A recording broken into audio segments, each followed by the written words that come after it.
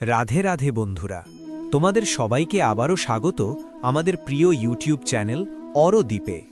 এখানে আমরা সহজ ভাষায় আধ্যাত্মিক জ্ঞান, জীবনের গভীর সত্য এবং ভগবদ্গীতার অসাধারণ শিক্ষা নিয়ে আলোচনা করি। জীবনে এমন অনেক প্রশ্ন আছে যা প্রায় প্রত্যেক মানুষের মনে কখনো না কখনো আসে, যেমন কেন আমরা দুঃখ পাই, কেন ভালো মানুষের সাথেও খারাপ ঘটনা ঘটে, কিভাবে মন শান্ত রাখা যায়, ব্যর্থতা এলে কিভাবে আবার দাঁড়াতে হয়। এই প্রশ্নগুলোর উত্তর হাজার বছর আগে শ্রীমদ্ ভগবদ্ গীতা আমাদের দিয়ে গেছে। ভগবান শ্রীকৃষ্ণ অর্জুনকে যে উপদেশ দিয়েছিলেন, সেই জ্ঞান আজও আমাদের জীবনের প্রতিটি সমস্যার সমাধান দিতে পারে। আজকের এই ভিডিওতে আমরা আলোচনা করব মানুষের জীবনের 10টি খুব সাধারণ এবং বিখ্যাত প্রশ্ন, এবং প্রতিটি প্রশ্নের উত্তর দেব ভগবদ্গীতার শিক্ষা এবং একটি ছোট সহজ গল্পের মাধ্যমে, যাতে বিষয়টি সবাই সহজে বুঝতে পারে। তাই বন্ধুরা, মন দিয়ে ভিডিওটি দেখো। হয়তো আজকের এই শিক্ষাগুলোর মধ্যে এমন কিছু থাকবে যা তোমার জীবনকে নতুনভাবে ভাবতে সাহায্য করবে। প্রশ্ন 1, জীবনে এত দুঃখ কেন আসে? এটি মানুষের সবচেয়ে সাধারণ প্রশ্নগুলোর একটি।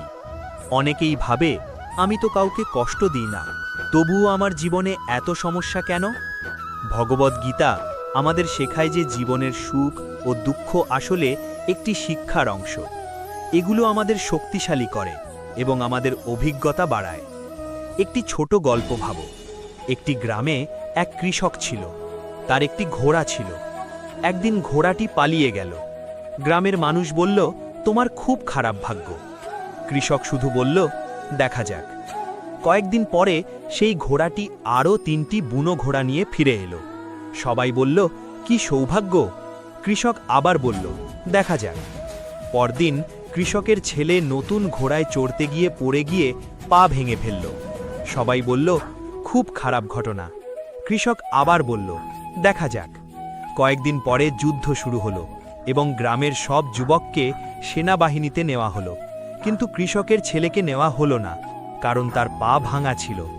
এই গল্পটি আমাদের শেখায়, জীবনের অনেক দুঃখ আসলে ভবিষ্যতের বড় ভালো কিছুর পথ তৈরি করে। প্রশ্ন 2, ভালো মানুষের সাথেও খারাপ ঘটনা কেন ঘটে? অনেকেই ভাবে, যদি কেউ ভালো হয় তাহলে তার জীবনে সবকিছু ভালো হওয়া উচিত, কিন্তু বাস্তবে তা হয় না। গীতার শিক্ষা অনুযায়ী জীবন শুধু বর্তমান কাজের ওপর নয়, আমাদের অতীত কর্মের ফলের ওপরেও নির্ভর করে। একজন স্কুল শিক্ষক ছিলেন। তিনি খুব ভালো মানুষ ছিলেন, সবসময় অন্যদের সাহায্য করতেন, কিন্তু একসময় তিনি চাকরি হারিয়ে ফেললেন। সবাই অবাক হয়ে গেল। পরে তিনি সেই সময়টাকে ব্যবহার করে নিজের ছোট একটি কোচিং সেন্টার শুরু করলেন। কয়েক বছরের মধ্যে সেটি এত বড় হয়ে গেল যে তিনি আগের চাকরির চেয়েও অনেক বেশি মানুষের সাহায্য করতে পারলেন। এই গল্পটি শেখায়, কখনো কখনো কঠিন পরিস্থিতি আমাদের নতুন সুযোগের দিকে নিয়ে যায়। প্রশ্ন 3, মন সবসময় অস্থির থাকে কেন? বর্তমান যুগে এটি একটি বড় সমস্যা। মানুষ সবসময় চিন্তা, দুশ্চিন্তা এবং ভয়ের মধ্যে থাকে। ভগবদ্গীতা বলে, মনকে নিয়ন্ত্রণ করা কঠিন হলেও অসম্ভব নয়। নিয়মিত ভালো চিন্তা, ধ্যান এবং ইতিবাচক কাজের মাধ্যমে মন ধীরে ধীরে শান্ত হয়। একটি গল্প আছে। এক সাধু নদীর ধারে বসে ধ্যান করছিলেন। এক যুবক এসে বলল, গুরুজি, আমার মন খুব অস্থির। সাধু তাকে একটি গ্লাস পানি দিলেন এবং বললেন, এটা একটু নাড়াও। পানি নাড়ানোর পর সেটি ঘোলা হয়ে গেল। তারপর সাধু বললেন, এখন কিছুক্ষণ অপেক্ষা করো। কিছুক্ষণ পরে পানি আবার পরিষ্কার হয়ে গেল। সাধু বললেন, মনও ঠিক এরকম। যদি আমরা তাকে একটু সময় দিই এবং শান্ত থাকি, তাহলে মন নিজেই পরিষ্কার হয়ে যায়। প্রশ্ন 4, ব্যর্থতা এলে কি করা উচিত? ব্যর্থতা জীবনের একটি স্বাভাবিক অংশ, কিন্তু অনেক মানুষ ব্যর্থতা দেখলেই ভেঙে পড়ে। গীতা আমাদের শেখায়, কর্ম করো, ফল নিয়ে চিন্তা করো না। একজন ছাত্র ছিল যে 3 বার চাকরির পরীক্ষায় ফেল করেছিল। সে ভীষণ হতাশ হয়ে পড়েছিল, কিন্তু সে হার মানেনি। চতুর্থবার সে আরও বেশি পরিশ্রম করল এবং অবশেষে সফল হল। পরে সে বলেছিল, যদি আমি প্রথম ব্যর্থতার পরই হাল ছেড়ে দিতাম তাহলে আজকের এই সাফল্য কখনো পেতাম না। বন্ধুরা, গল্পটা তো চলছেই, তবে ভিডিওটা যাতে অযথা লম্বা বা একঘেয়ে না হয়ে যায় তাই আমি পুরো কাহিনীটা তোমাদের সুবিধার্থে ছোট ছোট গল্প বা পার্টে ভাগ করে বলছি। এতে তোমরা বোর না হয়ে খুব দ্রুত পুরো ব্যাপারটা এনজয় করতে পারবে। এখন পর্যন্ত যতটুকু শুনলে বা দেখলে তা যদি তোমাদের ভালো লেগে থাকে তবে ভিডিওতে এখনই একটা লাইক দিয়ে দাও। আর এই রকম আরও দারুণ সব চমকপ্রদ গল্প নিয়মিত পেতে আমাদের চ্যানেলটি সাবস্ক্রাইব করে পাশে থেকো। তোমাদের সাপোর্টই কিন্তু আমার আসল অনুপ্রেরণা। তো চলো আর দেরি না করে এবার গল্পের পরবর্তী চমৎকার অংশে যাওয়া যাক। প্রশ্ন ৫। সুখ কোথায় পাওয়া যায়? অনেক মানুষ ভাবে সুখ মানে টাকা, বড় বাড়ি বা অনেক সম্পদ, কিন্তু গীতা বলে সত্যিকারের সুখ আসে অন্তরের শান্তি থেকে। একবার এক ধনী ব্যবসায়ী এক সাধুর কাছে গেল এবং বলল, আমার সব কিছু আছে, তবু আমি সুখী নই। সাধু তাকে একটি ছোট শিশুর দিকে দেখিয়ে বললেন, ওকে দেখো, ওর কাছে কিছু নেই, তবুও সে হাসছে, কারণ শিশুর মন পরিষ্কার এবং সে বর্তমান মুহূর্তে আনন্দ খুঁজে পায়। প্রশ্ন ৬। অন্যদের সাফল্য দেখে ঈর্ষা কেন হয়? ঈর্ষা তখনই আসে যখন আমরা নিজের জীবনকে অন্যদের সাথে তুলনা করি। গীতা শেখায় প্রত্যেক মানুষের পথ আলাদা। একটি বাগানে দুটি গাছ ছিল, একটি ছিল আম গাছ, আরেকটি ছিল নারকেল গাছ।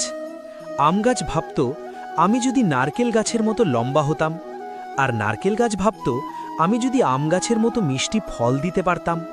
কিন্তু বাস্তবে দুটিই নিজের নিজের জায়গায় মূল্যবান। প্রশ্ন ৭। রাগ নিয়ন্ত্রণ করা যায় কিভাবে? রাগ মানুষের বড় শত্রু। গীতায় বলা হয়েছে, রাগ থেকে বিভ্রান্তি আসে এবং বিভ্রান্তি থেকে ভুল সিদ্ধান্ত। একজন রাজা খুব রাগী ছিলেন।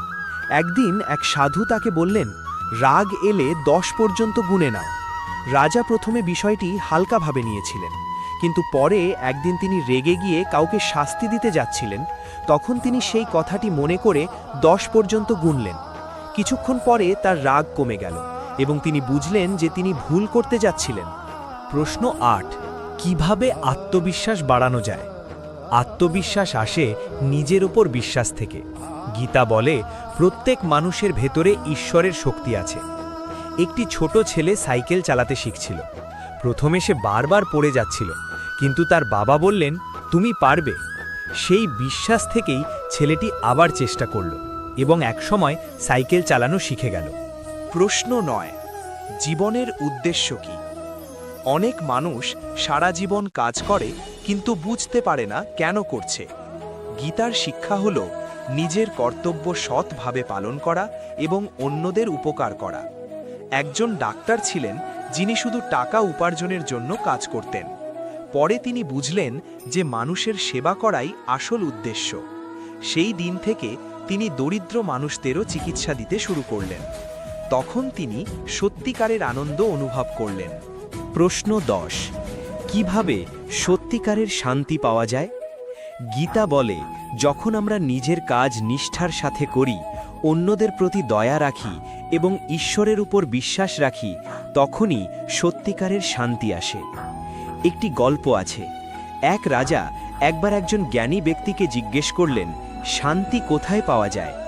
জ্ঞানী ব্যক্তি বললেন, যখন তুমি নিজের মনকে জয় করতে পারবে তখনই শান্তি পাবে। বন্ধুরা, আজ আমরা দেখলাম মানুষের জীবনের 10টি সাধারণ প্রশ্ন এবং ভগবদ্ গীতার শিক্ষার মাধ্যমে তার সহজ উত্তর। এই প্রাচীন জ্ঞান শুধু ধর্মীয় শিক্ষা নয়, এটি আমাদের দৈনন্দিন জীবনের জন্য একটি দিক নির্দেশনা। যদি আমরা এই শিক্ষাগুলো ধীরে ধীরে জীবনে প্রয়োগ করি, তাহলে আমাদের জীবন অনেক বেশি শান্ত, শক্তিশালী এবং অর্থপূর্ণ হয়ে উঠতে পারে। রাধে রাধে বন্ধুরা, যদি এই ভিডিওটি তোমাদের ভালো লেগে থাকে তাহলে অবশ্যই ভিডিওটি লাইক করো, বন্ধুদের সাথে শেয়ার করো এবং আমাদের চ্যানেল অরো ডিপকে সাবস্ক্রাইব করতে ভুলবে না। আবার দেখা হবে নতুন কোনো আধ্যাত্মিক আলোচনা নিয়ে। ততক্ষণ পর্যন্ত ভালো থেকো, শান্ত থাকো এবং মনে রেখো, জীবনের প্রতিটি অভিজ্ঞতাই আমাদের শেখানোর জন্য আসে। রাধে রাধে।